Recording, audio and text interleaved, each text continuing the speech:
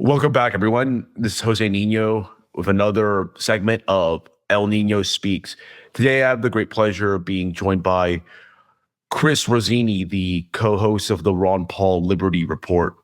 He makes appearances on Fridays, and for those who are in the libertarian space, he has been a frequent columnist as well at Economic Policy Journal and other websites such as Target Liberty and the Ron Paul Institute. How are things going with you today, Chris? Great to be with you, Jose. Very good. Thanks for having me on. No problem, man. So just give my audience a brief overview of your political journey and what got you into politics in the first place. Well, it started probably, I was a typical Republican growing up, or at least in my young adult age. And then once the internet came around, I discovered, Ron Paul, the Mises Institute. This was in the very late 90s, and LouRockwell.com. So once I was exposed to that and learned about it, it changed. The Republican went out the window, never to come back. But I was, those were my main influences. And I studied for a very long time just on my own because I was just so enamored with it. And then decided, I'm learning all this stuff, I have to speak it. So I started just asking to work for free for people. And Peter Schiff originally gave me some work doing his newsletter. And then I hooked up with the late Robert Wenzel, who was a great libertarian. Fortunately, he passed away not too long, several years ago now. And through there, I met Daniel McAdams, who worked for Ron Paul. We interviewed him one day on Robert Wenzel's show, and I became friends with Daniel, and I've been working with Ron Paul ever since, probably about 10 years now. Well, that's a very fascinating story because, most people, from what I've seen, because I was definitely more of a Ron Paul baby.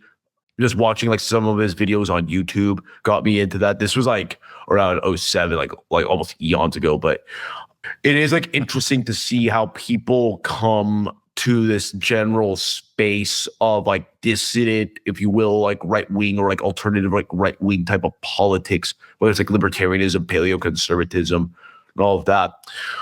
Since you've been here for a while, and you mentioned LouRockwell.com as well, because that's one of the, in my opinion, one of the intellectual pillars I've relied on for some time. Even though I don't really consider myself much of a libertarian these days, I still find the site to be very useful.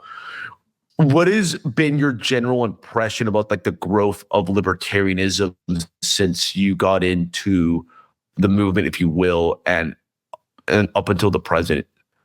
Libertarianism is it's a very broad term. There's times where, there's aspects of libertarianism that I am shying away from, especially when I see the Libertarian Party. Some of, so libertarianism has become very broad, but yes, in general, I am for as limited government as possible. I also believe that there should be a moral anchor somewhere.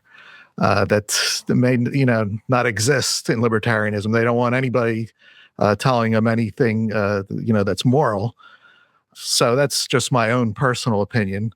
I think libertarianism anchored in a moral natural law is preferable to some of the, libertarian antics that we see, especially at least in the past with the Libertarian Party. I haven't been paying attention to them, so maybe they've changed. But so the growth of anti-big government, I think has accelerated, especially with Ron Paul. And there's aspects to it in Trump. Don't necessarily believe it, and especially in his actions, he's not anti-big government in his first administration. But that spirit is at least there. And I think that's all for the good. And the government, with just about everything it does, is proving to people why we don't need them to be this involved in our lives, economically, personally, socially. So they are a great advertisement with all of their failures. It looks like we're going from one to another, the FBI, the Secret Service, the FDA, it's just the Department of Education. Everybody's becoming sick of all of it. And FEMA is the latest, again, FEMA. So they're helping the cause. They're just one failure after another, and people are, hopefully in their minds putting it all together that we have a overbearing and much too big government, and maybe that'll change sometime in the future. What would you say was like the most attractive point of libertarianism that got you into it? Would you say it was the economics or the foreign policy?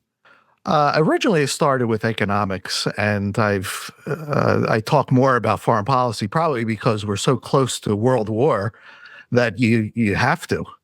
But yeah, economics and the non-aggression principle that you shouldn't aggress against people and not use the government as your agent to aggress against people. So if it's wrong for you to steal from your neighbor to pay for your health care, then it's just as wrong for a politician to promise you that he'll do it for you. If it's theft, then it's theft for him too. So that attracted me. And I got to thinking, yeah, that's right. And once I started really paying attention to politics, I realized how much politicians are involved in everything, telling us what to do everywhere, and their fees and licenses and subsidies, and they just have their bureaucracy everywhere, even down to the local level. The worst is the federal, of course, because they're the biggest and they have the most clout. But even down, it trickles all the way down to the local level. But I'm a big advocate of local because that's where you have the most control. If your mayor wants to steal from you, you at least, I know who my mayor is, and he goes to my gym. So he's going to have to look us in our face. But the further you get away, it's much harder to change the state. And DC, forget it. They could care less what we think about anything. And we have no ability to change anything. So that's why local should be where most of the power resides. And then you can at least, even though, men are corrupt everywhere, or can be, they have the capability to be, you at least have the best shot at making change at the local level.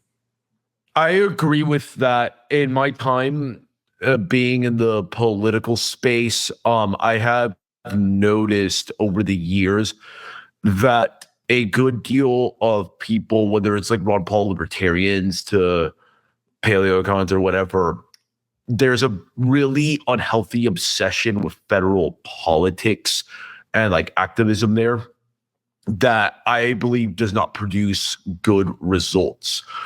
And I believe it's also putting the cart before the horse, because most really crappy politicians you see in DC, they generally start out locally, or they at least have built networks of support locally to be able to get to that position in the first place. And as like the kind of like cliched adage goes, all politics begins like locally. So to me, like behooves a lot of people to actually be much more involved at the local level. Like you said, you have more control over it, and it gives you like a way to immediately start having an impact. And it's not as cost prohibitive too, because the harsh reality about federal politics as well, it's becoming more of an oligarch's game, no matter how you slice it. You have to have like a really vast amount of money and or a really strong network. And most people just don't have that. But I think with local politics, you can actually start having an almost immediate impact and start building your network and like your power base as you go. It's just much more convenient. Yeah, all good points. And the politicians like to defer to those who are above him. And that's why I look at Congress now. I mean, they're sending troops to Israel. And where's Congress? They don't even want to put their name on it. Where are the checks and balances? These troops are getting sent. They have by executive orders or whatever the heck it is. It's not by Congress declaring war. And they're being put in a war zone. And perhaps even targets if they're in a war zone. So these American lives are being recklessly put at risk. And those in Congress, be like, oh, well, that's what happened during COVID. Everything was coming from the top and down to your local doctor who was, he was an order taker. He wasn't your local doctor anymore. He was just taking orders for those above him. And the ones at the very top were lying to everybody. So this is a problem of getting into all of these layers of government that have powers that they should not have. And our government, at least in theory, was not supposed to be the way it is today. But yeah, the further away you get, and that's why they want world government. That'll be the ultimate criminal enterprise. Oh, yes. In existence. And that's why the biggest criminals on earth want it so bad, because that'll be what are you going to do in Texas? You're going to go change world law in Brussels? Good luck with that. We can't even control DC. So, but we this is why Austin in Texas. Yeah. So this is why they always want more layers, because they're further shielded from you. And if they have world government, then they're permanently shielded. So that's their goal. Hopefully, they never achieve it. You raise a really good point there about how Congress is like routinely bypassed on foreign policy matters, and I've made this observation as well, that with the advent of the administrative state, the U.S. has moved into a model where traditional political sovereignty is dead. Like, your representatives are beyond like useless. They're part of like a uniparty that actually doesn't really govern. It's mostly this weird consortium of bureaucrats, like this permanent bureaucracy, in tandem of NGOs. This is very much the case on foreign policy affairs, and even immigration increasingly now, where no matter who you elect, there's no connection between the way your like congressman, there's supposedly like good stances on maybe like some issues like immigration or foreign policy. There's no connection anymore to that and like public policy outcomes, because now it seems that this so-called deep state house always wins. And I've noticed increasingly that bureaucracy and like the NGO networks are like the ones that pretty much run the show now. And what do you think has contributed to the rise of this like permanent bureaucracy? Well, we've been brainwashed, Americans, into believing that democracy and that we have this voice and that your votes and stuff. But really, in the end, what you have is a mass of unorganized people being ruled by very small groups of very organized people, organized money. And they're the ones that purchase Congress. I don't have $1 million to give a congressman to do my bidding. My vote, I don't vote, but if I did, he doesn't know who votes for him. He doesn't get a list of names that say, okay, I'm responsible to Chris Rossini because he voted for me.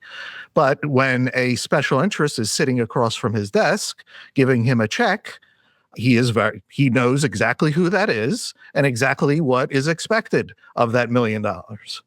So, but we've been so conditioned to think that because we can pull this lever, that we're in control of the government, which is an absolute lie. You can't be the ruler and the ruled at the same time. You're one or the other. And but they've got people convinced that they can be, that we are the government, that this is the government of the people. Yeah. It's a big lie, but people just need to believe the lie, and they do. And no matter what, I mean, we see who the donors are. We see that they give multi-millions. We give, but it doesn't seem to make a dent into people's mentality. They think that because they pull this lever, that the politician is going to do something for them, and they don't, over and over and over. But again, it still doesn't seem to resonate. So that's the challenge. Yes.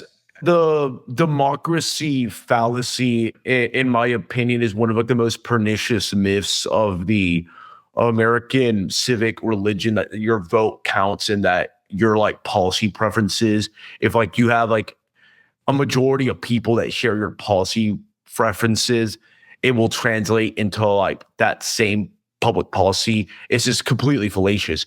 The most like salient examples, and these are like the two issues that I'm really focused on, are like foreign policy and immigration. Majority of Americans, if you look at how they're polled, are against the US's like continued deployment of military aid and weapons to Israel to help out with its ethnic cleansing campaign in Gaza. But look what happens in Congress. Like, yeah, or like really like at the executive branch, you'll have like Joe Biden like publicly criticize Benjamin Netanyahu, but then ends up sending military aid to him regardless.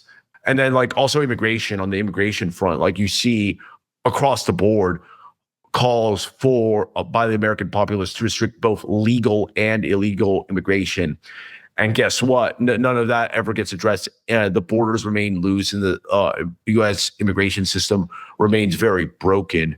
And it just goes to show that like the U.S. has evolved into an oligarchic form of rule where, like you said, the guy that's cutting you the $1 million check is the one that's like dictating public policy at the end of the day. Yeah, that's right. And the people have been segregated into these two groups, Democrat and Republican, and they will complain when the opposite, like they'll hate the other leader, but not exactly what the other leader does if their own leader does it. So they'll hate Trump's wars, but they'll be silent during Obama's wars, and vice versa. The Republicans will hate censorship when the left wants it, but if we get into World War III and we'll see, and Trump is the leader and wants censorship, we'll see the Republicans, I'm telling you, will be calling for censorship. They already were calling against the protests at the colleges for the people that were supporting Gaza. They wanted to deport those commies, and Yeah. shut them down. I remember Trump on his Truth Social put "Stop the protests." This is an American. You're allowed to protest in America. You can't be violent, but you can protest our policy with Israel. But and the right will line up for censorship if that's what Trump wants. And that's the problem. Both sides will hate the other leaders, but all the leaders, they do the same thing. They'll keep the borders open. They'll censor war, debt. Republicans, this huge myth that they're for limited government, limited spending, cut taxes. Oh, man. Yeah. And every time a Republican is in, they will outspend the Democrats. They'll make Democrats look like cheapskates. So but this is how they have it set up. It's almost like two football teams. You just have to hate the other team. And, the leader of the league is the one who makes out no matter who the two teams are. So that's the deep state. And they have it, they're like puppeteers with the people Divide that and are, rule. yeah, okay, you'll support this and you'll hate this, but they're all going to go in the direction that we want.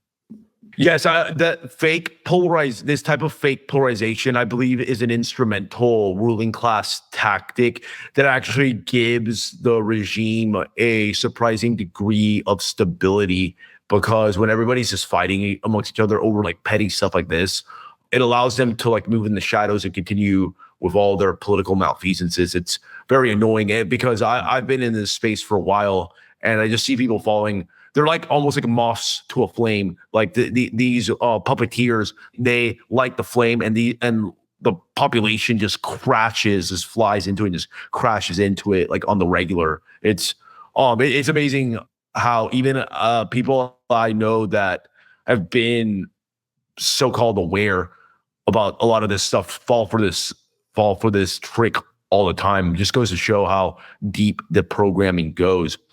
Now, I want to go to a point that you mentioned with regards to foreign policy, because in my journey, that was the most salient point.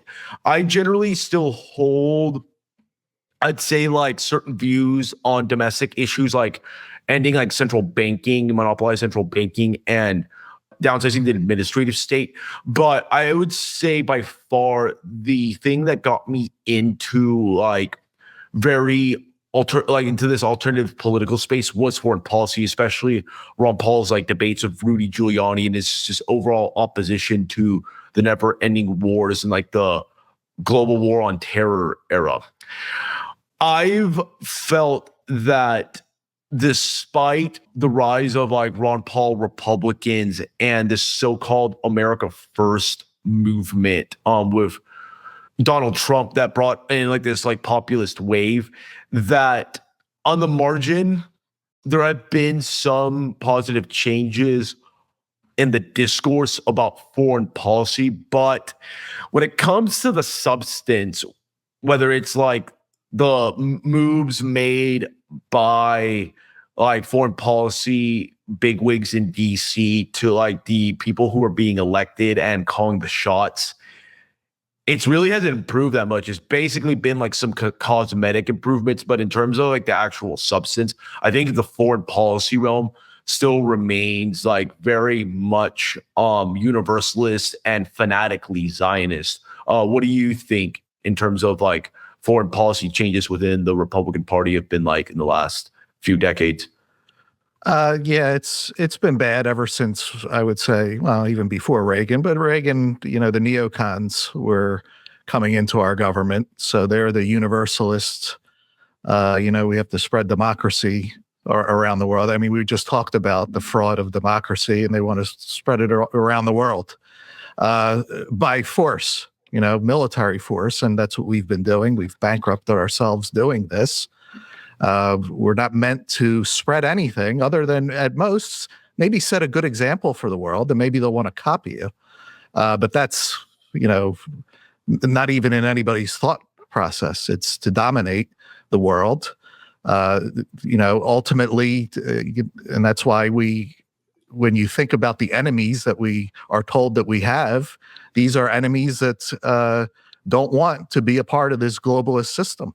They want to be China. They want to be North Korea. They want to be Russia, have their cultures, have their belief system, and it doesn't mean that you like China's government or Russia's government. Unless you live there, what do you care? It's not your government. You pay attention to your own. And that's how I view our duty as American citizens. Pay attention to our own government. They're totally out of control. And we're going to go tell China how they're supposed to live. I mean, it's absurd. But again, this groupthink takes over, and it's been going on for so long that you think this is normal. So this abnormality is normal because that's the way my dad was, and his dad was, and everybody else. So of course, this is America. This is what we're supposed to be doing, and we're in the end destroying ourselves. And it's now becoming very evident. It was a creeping destruction, but now once the Soviet Union fell and our government decided that it was going to be the superpower, lone superpower of the world, history has ended, and it has not. We have, they have very powerful enemies, and our government is putting us in danger, nuclear danger. Imagine that. So it's such a very bad situation. And the one thing that these other powers, I'm sure, are looking at is our financial situation. Can it sustain this for very much longer? Nobody knows the answer to that. But our debts and the promises that have been made to people, it can't be done. So change is going to have to happen, and hopefully, as a libertarian person, I oppose government making people into dependents, but they've done that. Half our country is dependent on the state. So you can't have that and a military empire at the same time. You just can't financially do both. So something is going to have to go. And I hope people are greedy enough that they want their welfare to say, you know what, bring the troops home. I want my welfare. We're not going to get rid of my welfare for your stupid empire. So maybe that'll happen someday.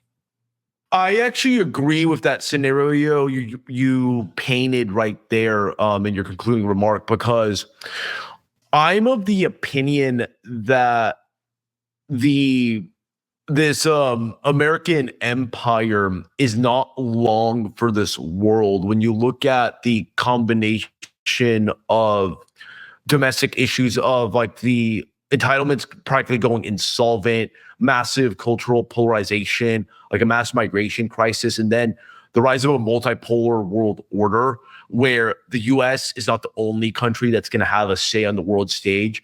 To me, this is classic imperial overstretch of what we're seeing. And it may get to the point where the US may just get pushed out of these regions in a very humiliating fashion and won't be able to pay the bills as well. And that could really cause the US's like foreign policy imperial prospects to be rolled back.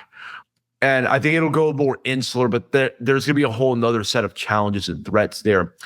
Now, big picture, I wanted to get your thoughts on this. When Donald Trump came into the scene, like around like 2015, 2016, I was somewhat optimistic at first because I got the initial impression that he was like a Pat Buchanan-like figure in terms of his foreign policy, questioning it. But his administration was a really mixed bag. And honestly, it's gotten kind of like for the worse, given some of the stuff he's been saying on the campaign trail in the last month or so.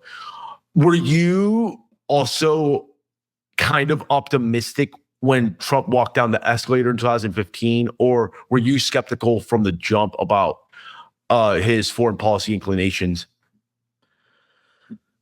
I'll be honest, I don't remember.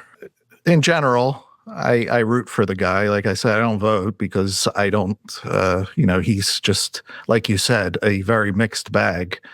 And the bad stuff is bad. The COVID stuff was bad. Was he the worst? No, Biden was worse. But Trump hires the worst people imaginable. And will he do that again? Perhaps. Yeah, it's looking like it. Yeah. So how do he's going to have the worst advisors. His rhetoric, again, this is very Reagan-esque. Reagan was very good with rhetoric. But when you look at the results of the expansion of debt, the militarism, and he was militaristic too, it's not great. I think Trump's rhetoric is at times very good. We should be America first, but how are you going to be America first and say at the same time that Israel is the greatest nation on earth?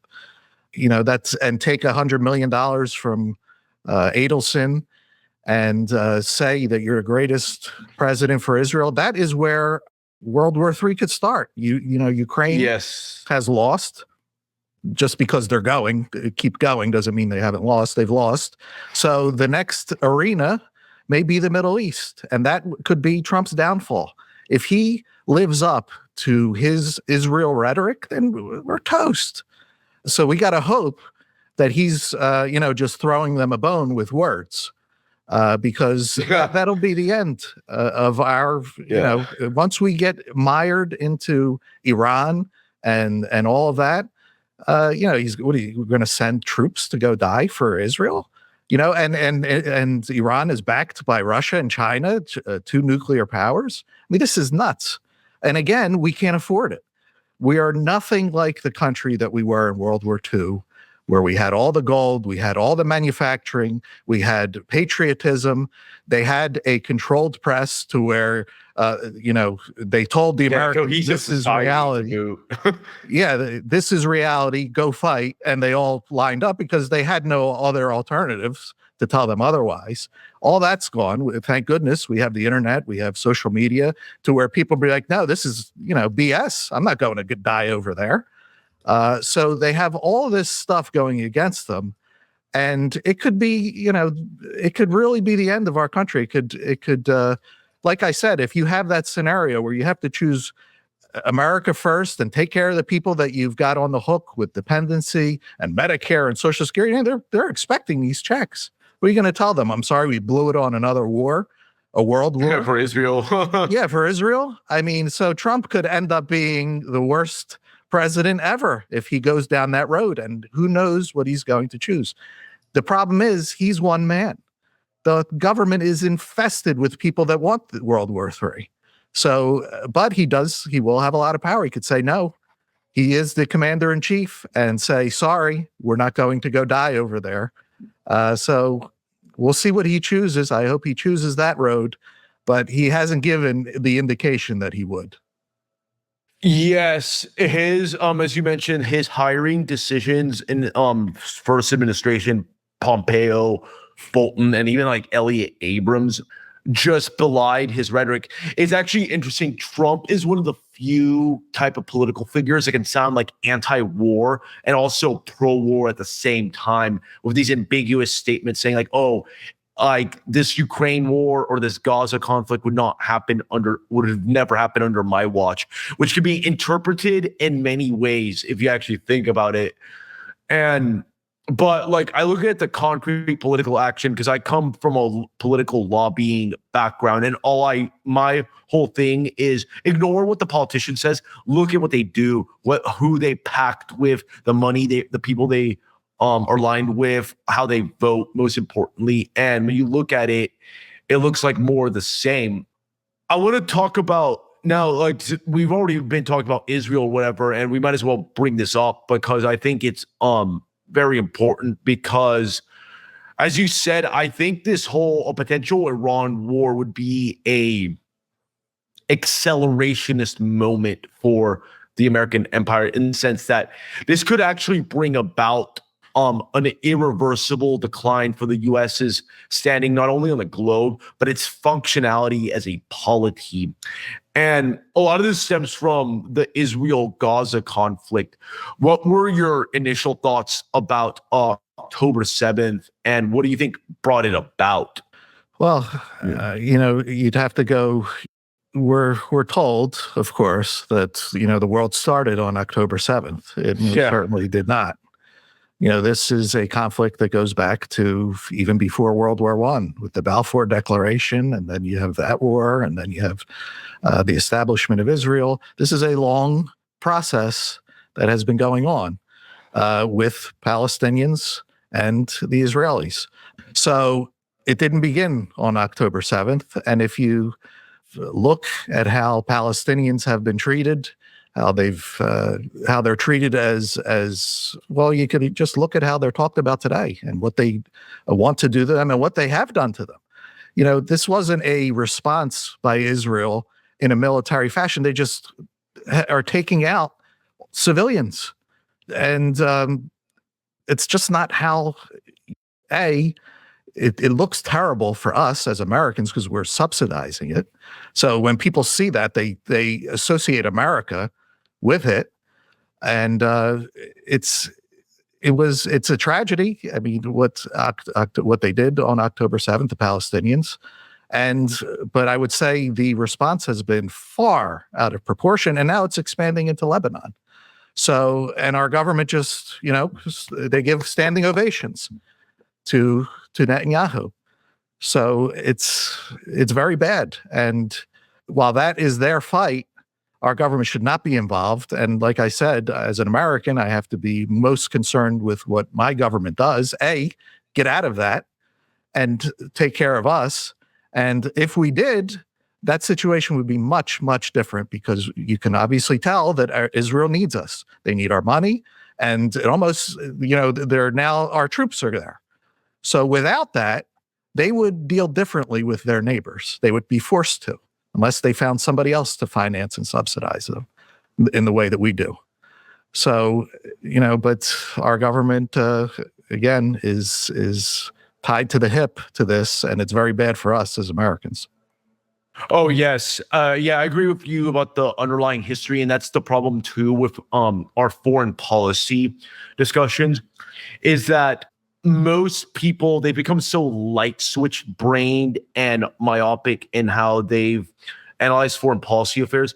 They don't understand that certain conflicts are like years, if not decades in the making. Let's look at, for example, Pearl Harbor. The typical American thinks that, for example, this was a sneak attack that came out of the blue from Japan. When you look at the lead up, actually, it was the product of the US's economic war against Japan, the embargoes, the sanctions, and diplomatic condemnations that by a ruling class that was trying also to go to war with Germany at the same time, but they couldn't really do it because Germany wasn't taking the bait. But with Japan, they at least had an expansionist power that was intervening across Asia, which was an area the U.S. was starting to also put its paws in as well. And eventually they got that war. And I go with the whole Hamas issue and Iran thing.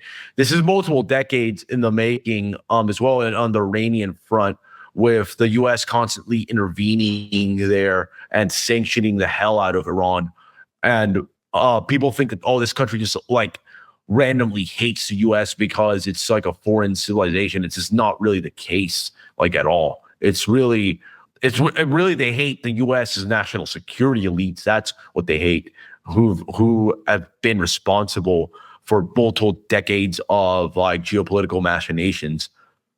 Yeah, and this our relationship with Israel has destroyed any good relations that we could have with Iran, with all the surrounding areas that hate Israel, and by association us.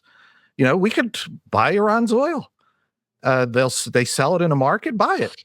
If Trump can go and meet with Kim Jong-un and do business, we could do business with anybody in the world. We don't have to control their oil, just buy their oil. Okay. And they'll sell it. They want money. They'll sell it in the market, and you can buy it from somebody else. You don't have to buy it directly from Iran. The point is to have good relations with other countries, not intervene in their affairs. Regime change? What do we care about their form of government, whether it's Islamist, it has nothing to do with us. Our form of government is what we should be focusing on, not what goes on around the world. If Iran wants to come over here and fight us, then we'll defend ourselves. They're not going to do that. Yeah. So it's absurd. Nobody's going to do that. Russia, China, what are they going to do here?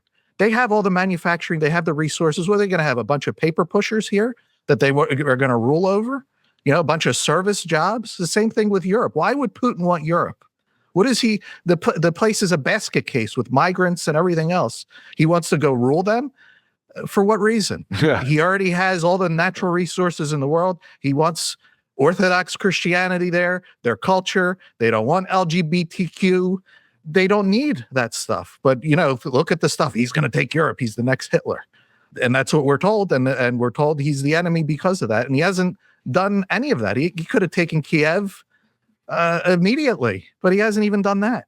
So, but we're the most brainwashed people on the planet because we have the biggest empire. So they have to keep us totally, screwed up in the mind and propagandized so they can continue in their quest. But yeah, so and what you mentioned about the world wars, it's almost like we're reliving, that yes, FDR wanted to get in via Germany, couldn't. It's almost like we're trying to get in via Ukraine and couldn't, and now we're going to the Middle East. It's terrible, but we only have our voices. And the more people that hear good ideas, and that exists today, that didn't exist in World War II, like I mentioned before. People had 3 TV stations, and they all said the same thing. So nobody had access to any information. So we have at least a fighting chance to ward off, total catastrophe. Agreed. Yeah, I've argued, actually, the more research I've done increasingly, that the whole Euromaidan crisis that brought about the Russo-Ukrainian war is actually very intimately connected to the events that unfolded in Syria, because I think that, for example, when Russia's just started to like flex more in the Middle East, the Newland crowd and all of those people were just like, okay, we're going to stick it to Putin right in his backyard now and just double down with arming Ukraine after the whole Euromaidan coup in 2014 and pretend to like abide by the Minsk agreements and all that, but just arm Ukraine to the teeth and all and give it intel training. Because one of those like revelations I think that former French leader Francois Hollande and Angela Merkel of Germany made was that like in the lead up from like 2014 to 2022, whenever like they did all those weird diplomatic negotiations with Russia, Ukraine, and the West to allay tensions in Ukraine, that stuff was just a ruse. It was just like a ruse because it was just done to reconsolidate and rearm Ukraine and prep it for a potential conflict. And that's like why actually Ukraine has actually performed a lot better than expected. It wasn't because it's just like a naturally plucky people. It's because it was like a de facto like NATO appendage over the last decade that's been largely preparing for this type of stuff. That's the problem too. Most people, they don't follow a lot of the stuff that's happening in the background. They just follow this stuff whenever like the big event like the 2022 invasion by Russia happens, but they don't follow the lead up. And that's the issue that we have when discussing foreign policy. Oh, absolutely. And I can't blame people. You know, people have jobs, they go to work, they have families, how are they going to pay attention to, what our government is doing in Ukraine? It's impossible. And that works to our government's advantage. They know the American people don't know. They don't know that the U.S. Threw out the elected leader of Ukraine in 2004 and then again in 2014. They just see the invasion because then it's blasted from every angle on the news, the corporations. You'll go to I remember going to the airport and flying. I see "We stand with Ukraine." So all of a sudden it's blasted in your face. You don't know any of the history. Why is our government arming a country on the border of Russia? I mean, we know why they're doing it, but the average American doesn't. That's, that's because they want war with Russia. They want all those resources. They want to spread this universal, like what has happened to America, this flood people in. There's no unity. It's all just, the LGBTQ. It's a fight everything that is true. There is no truth. Everything is relative to whatever you want. If you think you're a woman one day and a dog another, so this is what they want for the entire world. And there's parts of the world that don't want this, and they're resisting, and they're the enemy, So, and like you said, when they want peace, they're just gearing up for the next, war, for the next coup, for the next, and it's as if we just minded our own business and this expansionist empire was coming at us, that's what it would be for us. Like, oh, we got peace now, but they're just getting ready. They're going to come at us from another angle. And that's the way the empire works. Peace is just a chance to restart again, from a different angle. And it's terrible because life shouldn't be this way. Life should be just like with the people that don't pay attention. Just pay attention to your own life, live as good a life as you can.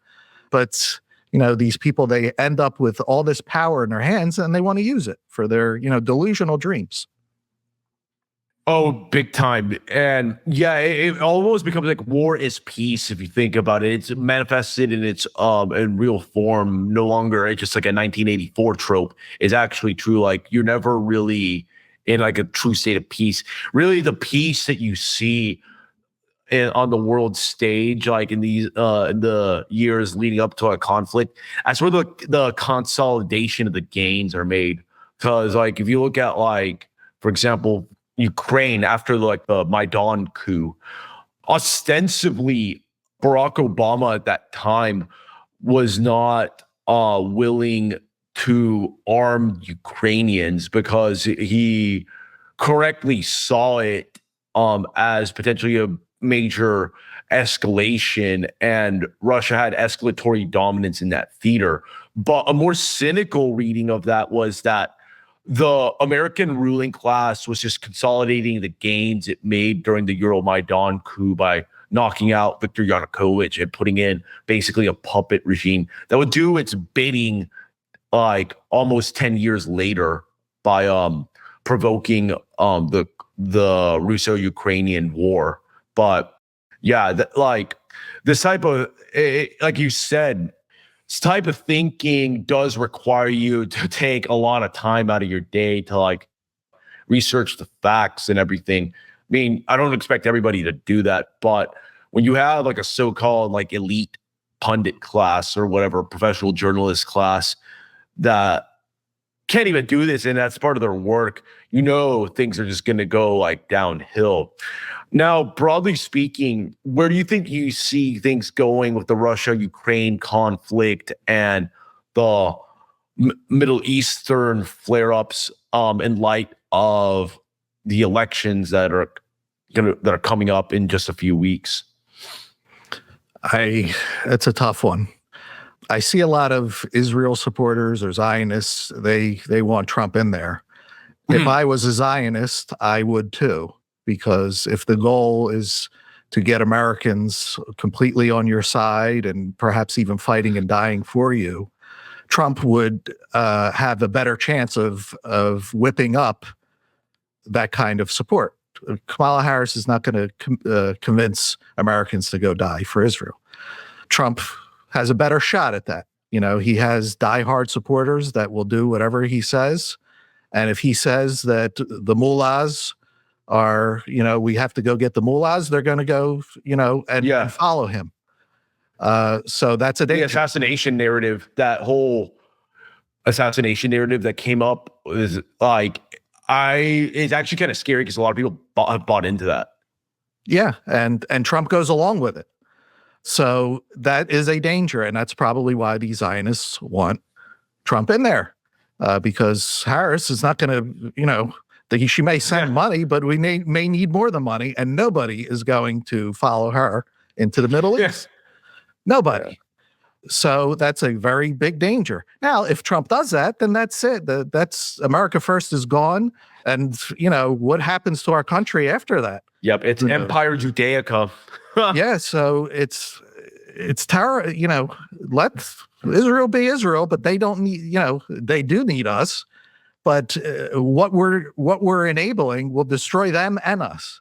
So a way out of that has to be found. Now, at the same time, if he really is America First and he cares about this country, maybe he's the guy to put a leash on them and say enough is enough. I don't know. He also has that ability too. The guy, we really are going into the unknown, and he has a lot of mandate on his side. People see everything that's been done, lawfare, assassination attempts. You know, he's almost like a Superman. So if he does the right thing and pulls us to peace and separates us from all that, that's possible. But a lot of people are expecting him to do the wrong thing. And he's even given every indication that he's going to do the wrong thing. So that's, you know, that's the great unknown that we're about to go into. Yes. And where do you see the Russia conflict going? Do you think it's just going to continue apace? Do you think that Trump has a stronger likelihood of getting out of that? Because I have some doubts even there too with Trump, because people didn't forget he was the one that actually armed Ukraine, got out of the INF treaties, had his administration take out like Wagner mercenaries in Syria and all of that, of all things. And I get the feeling too, Trump has this like American primacy mindset that underlies a lot of his moves that could otherwise be sensible, where the U.S. always has to like look strong and save face. And there are certain cases where I think the U.S. has to just rip the Band-Aid off and even also take some blows, because some of these projects abroad are just so bad. Like, we have to just rip the Band-Aid off immediately. What are your thoughts? Yeah, I agree with you. That's exactly what should happen. Trump has said things in the past. You are right about the arming. He should not have done that. He armed Ukraine. What are you doing? But he did it. And he has said things that we should get along with Russia, with China. So these are positive things. But again, we're talking about words with politicians. It's actions that matter the most. And if he has people that are going to give him the wrong advice, the worst advice, then he's most likely going to do the wrong things. So it all depends on who he's going to put around him. But peace is what he should want. I mean, we really have just created such a disaster in this country that we have to focus on fixing this country. Otherwise, that'll be it, and I don't know what that means. Well, that'll be it, but it won't be what we're used to. It'll be different, and it could be much worse. So he has to focus on here. And that means not focusing on the world. And this nonsense that we have to worry about them coming here and China's going to be like us. China is not like us in all of their history. They're not, they don't have this messianic, we're going to make everybody just like us. Now, can they? I guess it's possible, but their history, it's just not in their makeup to do that, and in all their actions. They have 2 bases outside of their country. We have 1,000. We're the threat. We're in everybody's business. But it's amazing that we're in everybody's business and we're supposed to be scared that Russia and China are going to do exactly what we do. It's so messed up, but that's the mentality that people have. And our foreign policy goes by those ideas. It's created now poverty and migrants, and our culture is being destroyed, and our money is being destroyed, and inflation. I mean, it's just piling up. So we need Trump to be America first. And, I wish I could say for sure he would be. He talks a good game, but he talked a good game the first time too. So, maybe this time will be different. Yeah, for me, all eyes are on Trump because we already know what Kamala Harris and the neoliberal interventionist crowd is all about. That's a given. And also typical neocon Republicans, Trump at least has made things interesting in the sense that he will challenge a lot of the regime's orthodoxy on foreign policy. But I just think that ultimately, the personnel is policy, and he has demonstrated a penchant for bringing on a lot of neocon retreads and literally America premises. They literally have kind of corrupted America first and really turned it into more like the American deep state national security apparatus first, as really what they're doing. And it's rather unfortunate because we lost a major opportunity here to change the foreign policy discourse and public policy outcomes, most importantly, for the better. Anyways, we're drawing close to an hour now, Chris. So let's wrap things up a bit. But before we depart, where can my audience find your work and keep up with your latest projects? Well, thank you. And thank you for having me on. And for everybody that's watching and listening, thank you very much. I appreciate you taking this time. You could find me on Twitter X, at Chris Rossini. I'm the co-host of the Ron Paul Liberty Report on Fridays. We're on Rumble. We're on all the major podcast stations. You can find us on YouTube. I come on Fridays. My colleague Daniel McAdams is Monday through Thursday with Dr. Paul. And we discuss all of these issues like we did today with Jose. So you'll probably like it. So thanks very much. Yep, I strongly recommend the Ron Paul Liberty Report. And Chris has made many valuable contributions there. So do subscribe to that and follow it as religiously as possible. And as always, to my audience, thank you so much for your attention. And with that, El Niño has spoken.